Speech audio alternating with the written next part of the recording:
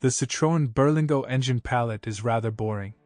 Even the most powerful of the 1.6 HD, 120 horsepower, gives only a feeling of sufficiency. It allows you to move around in urban environments quite vividly. However, on highways, reserves under the gas pedal quickly dry up, forcing you to carefully plan overtaking. On the other hand, a turbo diesel should be recognized as quite economical, 7 liters in the city and 5.5 on the highway. The largest share of proposals are gasoline modifications. Among the shortcomings can be noted the high level of oil consumption of the 16-valve 1.6 TU5 JP4, and the painful problems with the timing drive 1.6 VTI EP6.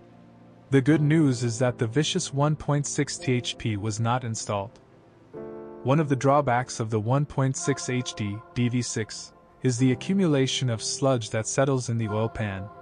It's all about the shape of the crankcase, which does not allow the oil to be completely drained. Many mechanics recommend periodically removing the sump to get rid of sediment. Carbon deposits also accumulate in the lubrication system, which leads to premature wear of individual components, such as a turbocharger. The 8-valve versions introduced in 2010 are less prone to this problem. The engine can be recognized by the black mesh tube behind the turbocharger. In general, the Black Plague is typical only for cars operated in Europe, where the manufacturer has set an unreasonably high oil change interval. When changing the oil every 8 to 10,000 kilometers, such incidents practically do not occur. In the 16-valve version of the turbo diesel, problems with the injector O-rings are sometimes found. This phenomenon is recognized by a pungent smell in the cabin, which appears after a long idling during parking, when the engine compartment is not ventilated. The FAP filter has been used since 2010, and in the case of weaker 1.6 HD versions, since 2012. The exhaust gas cleaning system requires periodic replenishment of a special fluid. And after 150 to 200,000 kilometers, the particulate filter itself will also need to be replaced. If the filter starts to pester earlier, then, most likely, the whole point is a faulty differential pressure sensor. 1.9D is a representative of the old school, which will please with its unpretentiousness and durability. The motor was offered until 2011. All engines are paired with a 5-speed manual transmission. The original clutch of diesel versions has a low margin of safety. Gasoline modifications assembled after 2012 could also be combined with a 6-speed robotic box. But such options in our market are exotic.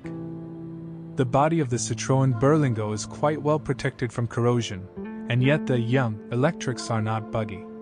Suspension components have an acceptable service life, which is only shortened by frequent trips with a full load.